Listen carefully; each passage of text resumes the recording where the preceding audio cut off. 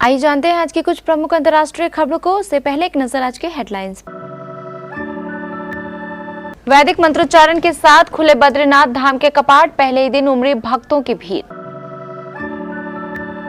खालिस्तानी निज्जर की हत्या में एक और भारतीय गिरफ्तार, कनाडा पुलिस बोली आरोपियों को सजा दिलाने के लिए प्रतिबद्ध। कौन है राहुल गांधी, क्या पीएम कैंडिडेट है? मोदी को बहस का न्योता देने पर कांग्रेस पर हमलावर हुई बीजेपी। अंतरिम जमानत के बाद से अरविंद केजरीवाल पूरे जोश में, कलमान के साथ दिल्ली के इन इलाकों में करेंगे रोड शो। अब और श्रद्धालुओं को भेजना जोखिम भरा, स्थगित करे यात्रा, खुलते ही खचाखच भरा यमुनोत्री धाम। हमारे अस्तित्व पर खतरा आया तो ईरान ने इजराइल को दी परमाणु नीति बदलने की धमकी। गाजा में इजरायली हमले से एक और बंधक की मौत, हमास ने वीडियो में किया दावा। आज नहीं बदले सोने चांदी के भाव, कल वाले रेट में ही होगी बिक्री। आंख मूंद कर भरोसा करता, धर्मेंद्र के पोस्ट ने बढ़ाई फैंस की चिंता, पूछे एक्टर से सवाल।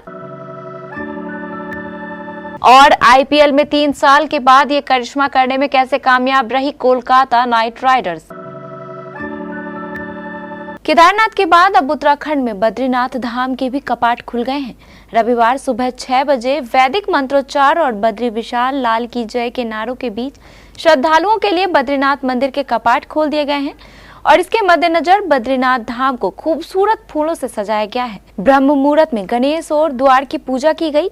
इस दौरान सेना के बैंड की मधुर धुनों के बीच श्रद्धालु भगवान बद्री विशाल के जयकारे लगाते हुए नजर आए।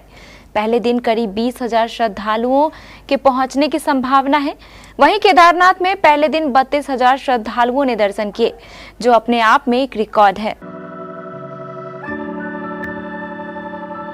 कनाडा की पुलिस ने शनिवार को बताया कि खालिस्तानी आतंकवादी हरदीप सिंह निज्जर मर्डर केस में चौथे आरोपी को गिरफ्तार कर लिया गया है। इंटीग्रेटेड होमिसाइड इन्वेस्टिगेशन टीम ने बताया कि उन्होंने अमनदीप सिंह के नाम के व्यक्ति को गिरफ्तार किया है और उस फर्स्ट डिग्री हत्या और निज्जर की हत्या की साजिश का आरोप लगाया है। कनाडा पुलिस ने कहा, यह गिरफ्तारी हरदीप सिंह निज्जर की हत्या में भूमिका निभाने वालों को जिम्मेदार ठहराने के लिए हमारी चल रही जांच की प्रकृति को दर्शाती है। IHIT ने कहा कि ब्रैम्पटन, सरे और एबॉट्सफोर्ड में रहने वाले 22 वर्षीय भारतीय नागरिक अमनदीप सिंह पहले से ही हथियारों से जुड़े मामले में लगे आरोपों के लिए ओंटारियो में हिरासत में था। कांग्रेस सांसद राहुल गांधी के द्वारा प्रधानमंत्री नरेंद्र मोदी को दी गई बहस की चुनौती के बाद कांग्रेस पर बीजेपी हमलावर नजर आ रही है। केंद्रीय मंत्री और अमेठी से बीजेपी लोकसभा उम्मीदवार स्मृति ईरानी का कहना है कि राहुल गांधी के अंदर अपने तथाकथित महल में एक सामान्य बीजेपी कार्यकर्ता के खिलाफ चुनाव लड़ने की हिम्मत नहीं है। सेखी बघारने से बचे। दूसरी बात, जो पीएम मोदी के बराबर बैठकर बहस करना चाहता है, मैं उससे पूछना चाहती हूं कि क्या वह इंडिया गठबंधन का प्रधानमंत्री उम्मीदवार है। बीजेपी नेता तेजस्वी सूर्या ने कहा कि राहुल गांधी कौन है जो पीएम मोदी उनसे बहस करें। राहुल गांधी कांग्रेस पार्टी के पीएम उम्मीदवार भी नहीं है। इंडिया गठबंधन की तो बात ही छोड़ दें, पहले वो खुद को कांग्रेस का पीएम उम्मीदवार घोषित करवाएं, कहें कि वह अपनी पार्टी की हार की जिम्मेदारी लेंगे और फिर पीएम को बहस के लिए बुलाएं। सुप्रीम कोर्ट से मिली अंतरिम जमानत के बाद तिहाड़ जेल से रिहा हुए दिल्ली के मुख्यमंत्री अरविंद केजरीवाल का प्रचार लगातार जारी है। मुख्यमंत्री अरविंद केजरीवाल और पंजाब के सीएम भगवंत मान कल नई दिल्ली और पश्चिमी दिल्ली लोकसभा इलाके में रोड शो करेंगे। इससे पहले आज अरविंद केजरीवाल ने दक्षिणी दिल्ली और पूर्वी दिल्ली लोकसभा में रोड शो किया है। अपने रोड शो में केजरीवाल ने कहा कि दिल्ली वालों को मैंने बहुत मिस किया, आज आपके बीच आकर मुझे बहुत अच्छा लग रहा है। ये दिल्ली की माताओं, बहनों और बुजुर्गों का आशीर्वाद है कि आज मैं आपके बीच हूँ और चुनाव प्रचार कर रहा हूँ। अरविंद केजरीवाल ने कहा कि जब जेल में भगवंत मान और मेरी धर्म पत्नी सुनीता मिलने आते थे, तब ये लोग मेरा हालचाल पूछते थे। तब मैं यही पूछता था कि मेरे दिल्ली वाले कैसे हैं, उनको मिलने वाली सुविधाएं तो ठीक से चल रही है ना। केजरीवाल ने कहा कि जब इन्होंने मुझे गिरफ्तार किया तब मैंने सोचा कि मेरा गुनाह क्या है। मेरा गुनाह यही है ना कि मैंने दिल्ली के लोगों के लिए अच्छे स्कूल, मोहल्ला क्लिनिक और सरकारी स्कूल बना दिए। बद्रीनाथ धाम के कपाट खुलने के साथ उत्तराखंड के सभी 4 धामों केदारनाथ, यमुनोत्री और गंगोत्री की यात्रा शुरू हो गई है। पहले ही दिन केदारनाथ में रिकॉर्ड संख्या में 32,000 श्रद्धालु पहुंचे। इसी बीच यात्रा के पहले दिन यमुनोत्री जाने वाले श्रद्धालुओं की भारी भीड़ देखी गई। सोशल मीडिया पर इसका वीडियो वायरल भी हुआ, जिसमें पहाड़ी रास्ते पर भक्तों की भीड़ खचा हुई दिखाई दे रही है। वीडियो के सामने आने के बाद ही राज्य सरकार की तैयारियों को लेकर भी सवाल खड़े होने लगे।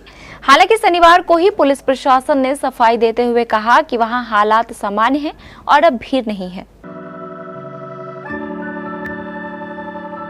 इजराइल के साथ बढ़ते तनाव के बीच ईरान के supreme leader Ayatollah Ali Khamenei के एक सलाहकार ने देश की परमाणु महत्वाकांक्षाओं पर चिंताएं फिर से जगा दी हैं। ईरान ने संकेत दिया है कि अगर इजराइल की वजह से उनके अस्तित्व को कोई खतरा हुआ तो वह पीछे नहीं हटेंगे। सुप्रीम लीडर अयातुल्लाह अली के सलाहकार कमल खर्राजी ने ईरान के परमाणु सिद्धांत के बदलाव का संकेत दिया। बता दें कि दोनों देशों के बीच तनाव अप्रैल में सीरिया की राजधानी दमिश्क में हुए मामले के बाद शुरू हुआ। सीरिया की राजधानी दमिश्क में ईरान के दूतावास पर हमला किया गया था। ईरान का मानना है कि यह हमला इजराइल ने किया था। दरअसल इजराइल ने सीधे इजरायली क्षेत्र को निशाना बनाते हुए विस्फोटक ड्रोन और मिसाइलों की बौछार शुरू कर दी थी, जिसके बाद से दोनों के बीच टेंशन जारी है।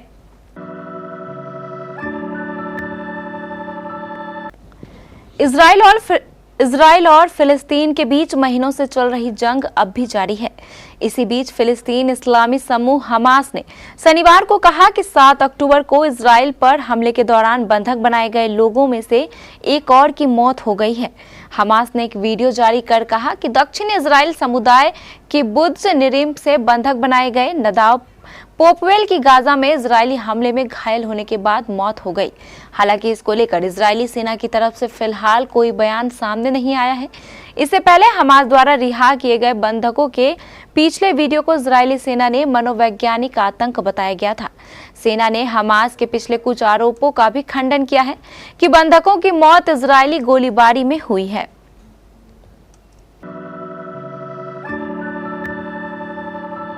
सोने और चांदी की कीमतों में पिछले कई दिनों से उछाल के बाद आज सोने और चांदी की कीमत में कोई बदलाव देखने को नहीं मिल रहा है। इस पर पाटलिपुत्र सर्राफा संघ के उपाध्यक्ष अजय कुमार ने बताया कि पिछले काफी दिनों से सोने और चांदी की कीमत में तेजी देखने मिल रही है। हालांकि इसके बावजूद अक्षय तृतीया में रिकॉर्ड स्तर पर सोने और चांदी की बिक्री हुई है, पर फिलहाल आज सोने चांदी की कीमत में कोई परिवर्तन देखने को नहीं मिल रहा है। हालांकि बाजार विश्लेषकों की माने तो सर्राफा बाजार में जल्द ही सोने चांदी की कीमतों में फिर से तेजी आने की उम्मीद है। बॉलीवुड के ही मैन यानी दिग्गज अभिनेता धर्मेंद्र ने अपने करियर की एक से बढ़कर एक हिट फिल्मों में काम किया। उनकी एक्टिंग को लोगों ने काफी पसंद भी किया और यही वजह है कि आज उनकी एक अलग फैन फॉलोइंग है जो उन्हें बहुत प्यार करती है। ऐसे में अभिनेता भी अपने फैंस से सोशल मीडिया के जरिए जुड़े रहते हैं। धर्मेंद्र सोशल मीडिया पर काफी एक्टिव रहते हैं और इस बात की जानकारी उनके बेटे बॉबी देओल और सनी देओल ने भी the great Indian Kapil Sharma show में दी थी। अभिनेता वहां कोई ना कोई पोस्ट शेयर करते रहते हैं। फिल्मों और सेट से जुड़े किस्से फैंस के साथ शेयर करते हैं। अब हाल ही में उन्होंने एक क्रिप्टिक पोस्ट किया है जिसे देखने के बाद उनके फैंस टेंशन में आ गए। दिग्गज अभिनेता धर्मेंद्र ने अपने सोशल मीडिया हैंडल एक्स पर अपनी एक पुरानी तस्वीर शेयर की। इसके साथ ही उन्होंने कैप्शन में लिखा कि उस इंसान को धोखा ना दें जो आप पर आंख बंद करके भरोसा करता हो। अब अभिनेता का यह पोस्ट सोशल मीडिया पर तेजी के साथ वायरल हो रहा है। कोलकाता नाइट राइडर्स आईपीएल 2024 के प्लेऑफ में पहुंचने वाली पहली टीम बन गई है। 12 मैचों में 9 जीतकर शाहरुख खान की टीम 18 अंकों के साथ 3 साल बाद आईपीएल के प्लेऑफ में पहुंची है। शनिवार की रात श्रेयस अय्यर की कप्तानी में खेल रहे कोलकाता नाइट राइडर्स ने मुंबई इंडियंस को 18 रनों से हराया। मुंबई इंडियंस पहले से ही प्लेऑफ की रेस से बाहर हो चुके थे। 2 बार टीम को चैंपियन बना चुके गौतम गंभीर के मेंटोर के रूप में वापसी से कोलकाता नाइट राइडर्स की टीम का कायाकल्प हो गया। फिर फिल सॉल्ट के साथ सुनील नरेन से पारी की शुरुआत कराना गंभीर की रणनीति में शामिल था। इससे टीम को जबरदस्त फायदा हुआ। पहले बल्लेबाजी करते हुए टीम ने 8 बार 200 से ज्यादा स्कोर बनाया।